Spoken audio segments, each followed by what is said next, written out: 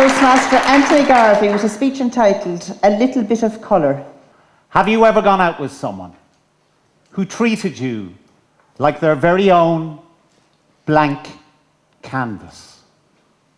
They wanted to mold you, shape you, change you into what they found exciting. I see several heads nodding out there, and I say to all of you, I understand. I empathize because I've been there.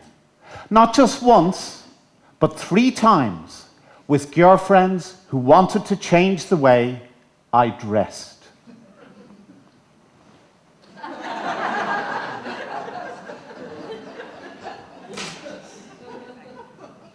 Madame Contest Chair, fellow Toastmaster fashionistas, and very welcome guests.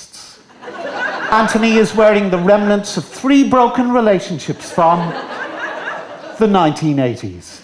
A military-themed coat, note the brass buttons, deep-set pockets, and attractive epaulets. Stylist, girlfriend number 1, Sandra. Contrasting figure-hugging trousers with delicate turn-ups provide a dazzling accompaniment. Stylist, girlfriend number 2, Scarlett. A multicolored check shirt. See how the vertical lines emphasize the leanness of physique, and the embossed collar adds a touch of glamour. Stylist, girlfriend number 3, Eileen. Sandra was obsessed with the military, and her fantasy was to recreate the scene from An Officer and a Gentleman, where Richard Gere whisked Deborah Winger away in his arms. I was to march boldly into Sandra's workplace, dressed in full military regalia, pick her up, sing, "Love left us up where we belong," as I carried her out of the workplace. Unfortunately for me, Sandra was a whisker on the big bone side. And a more accurate reenactment of what happened was this.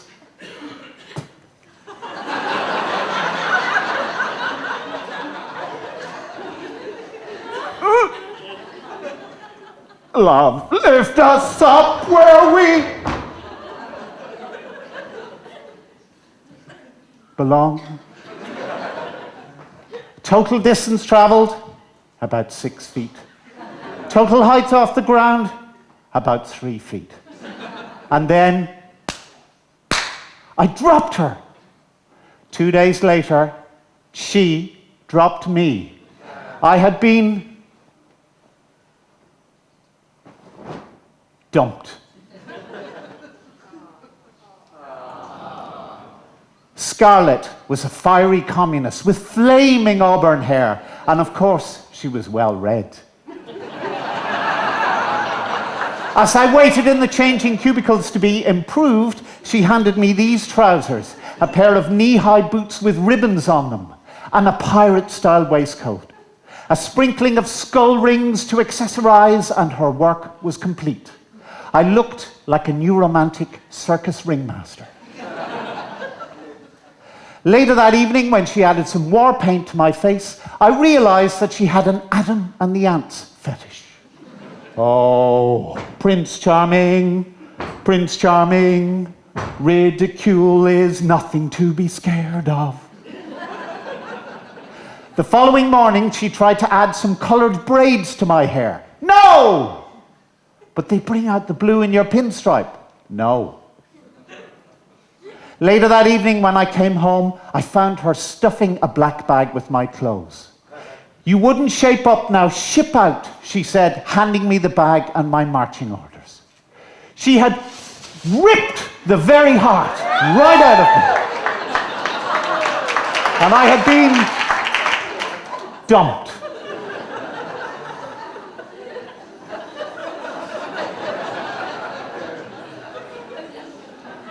Eileen was obsessed with winning the Dublin Marathon, and she trained hard in the Wicklow Mountains where we both lived. I used to meet her at halfway, whatever the weather, with a banana, a bottle of water, and a song. Come on, Eileen, to Luraye, come on. She insisted I wear this shirt to show my support for her during the race itself. On the day, she was inside the top 10 at halfway when I rushed forward with her water and banana. Unfortunately for me, I stumbled and crashed into her, bringing her to the ground with all the force of a Munster prop, making a last-ditch tackle in the Heineken Cup final. As she staggered to her feet, I thought quickly and sang. Come on, Eileen, you're in place 17. Get a move on. Give it everything. But unfortunately, she never made up the lost ground. And 2 days later, my race was run. I had been dumped. But before I take anything else off, I'd like to share with all of you what I have learned. I discovered that pretending to be someone you're not is a recipe for relationship disaster. And while the experiences I have shared with you have added great color to my life, if not to my legs, I resolved that when I met the woman of my dreams, I would be myself, from head to toe. My wife, Siobhan, a beautiful woman from Kerry, never asked me to wear anything unusual. Never, that is, until our wedding night. She whispered in my ear a fantasy so disturbing that as a proud Dublin man, I was truly appalled. Pop them on. No one will ever know. She whispered, licking her lips suggestively. I did as I was asked and emerged moments later, my wife beaming with satisfaction. And suddenly I thought to myself, perhaps life is brighter with a little bit of color.